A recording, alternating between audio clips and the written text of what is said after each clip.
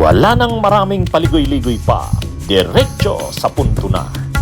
Maiksi lang ang komentaryo, pero diretso sa punto. Maraming kuro-kuro, may tiwali, may totoo. Dito, sa puntong diretso tayo. Punto, diretso. Si Tubi Chanco, pro-administration ito na kongresista. Kaya lang, pro-Marcos lang siya, pero kontra siya kay Saldico at kay Martin Romualdez. Kaya sa kanyang sa interview sa kanya na lumabas sa Bilyonaryo News Channel, congressman ito nang nabutas eh. Ang sinasabi niya, na witness niya talaga, nandun siya, katabi niya mismo ang presidente, kausap ng presidente si dating Speaker Martin Romualdez, at sa harap niya daw mismo, narinig niya ang mga sinabi ng presidente. Ang sabi daw ng presidente, sobra na kayo. Pinapagalitan daw sila Martin Romualdez. Noong November 24 umano ito, nung kainitan niya ng issue ng budget, yung maraming insertions nga.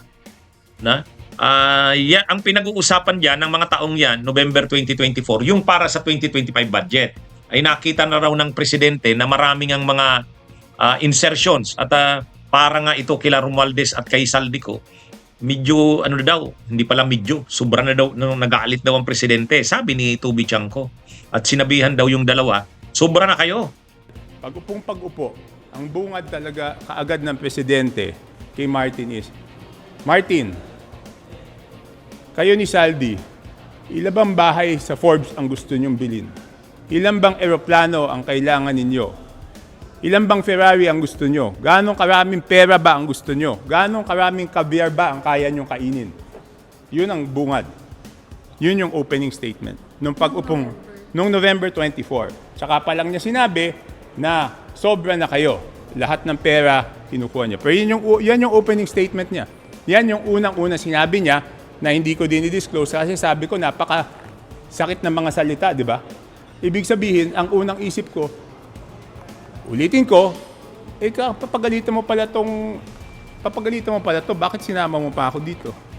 Inuubos nyo na ang pundo ng bayan. Parang ganun yung yung sinabi daw ni PBBM dun sa dalawa. Ay kasi nga nakita na daw ng presidente na sobrang garapal naman ang ginagawa nila Saldico at ni Martin Romualdez. Ay sobra daw ang galit ni PBBM noon.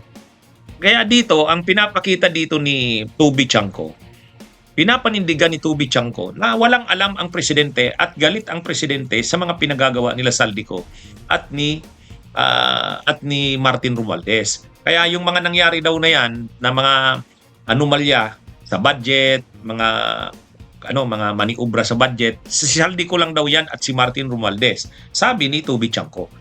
Alam niya daw yan kasi nandun siya mismo nang kinausap ng presidente at galit ang presidente sa pinaggagawa ni Saldico at ni Martin Romualdez.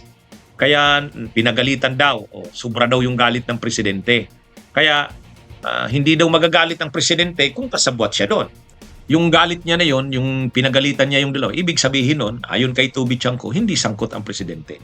I don't know kung ano yan. Kasi nga sa harap ko sinabi mismo na sabi niya, Martin, wala akong natatanggap dyan.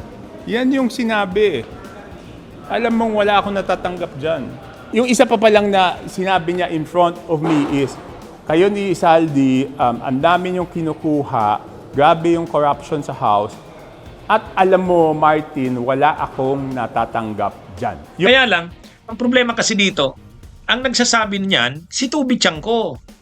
Si Tubi Chanco, dapat ang presidente mismo ang magsabi niyan. At dapat ipakita talaga din ng presidente na totoo yan. At galit siya noon sa mga ginawa. At saka, kumbaga gawin na ipakita ng presidente yung galit niya.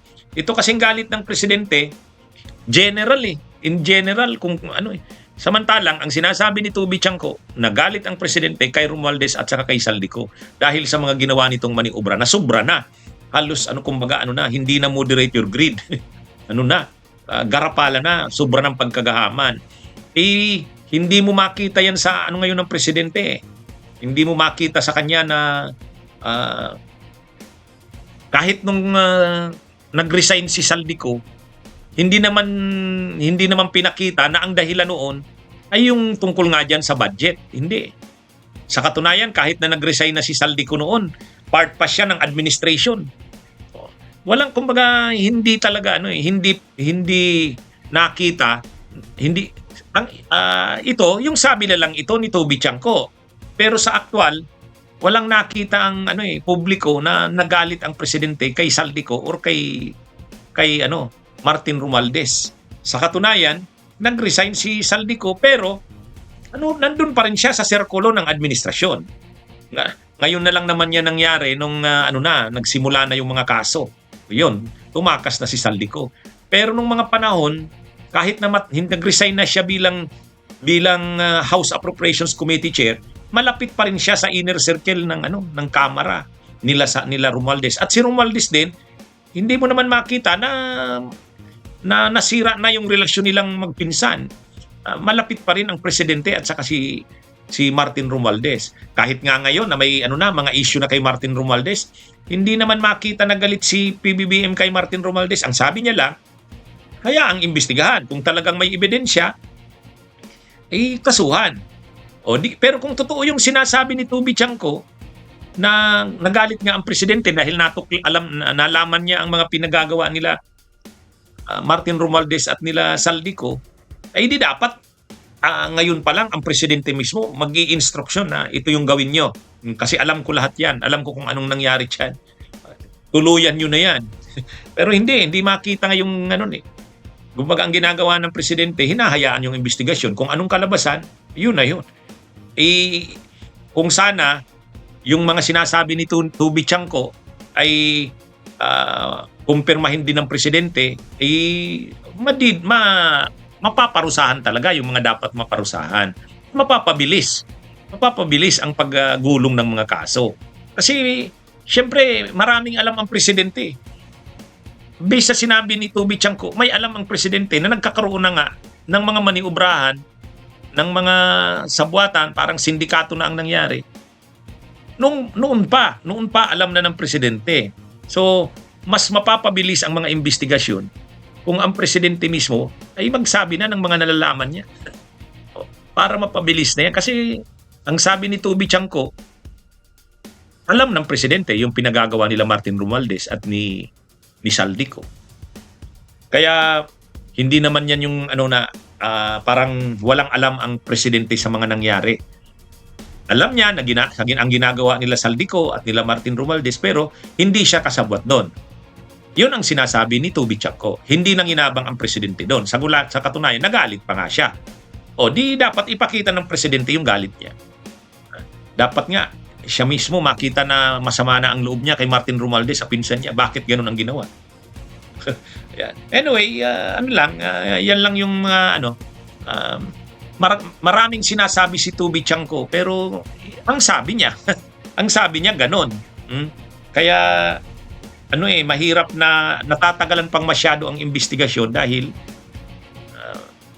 pero kung ang mga sinabi ni Toby Chanco ay tanggapin ng presidente at makita rin sa presidente yung galit niya nga sa mga nangyari, ay mapapabilis itong pagpapakulong sa mga dapat managot.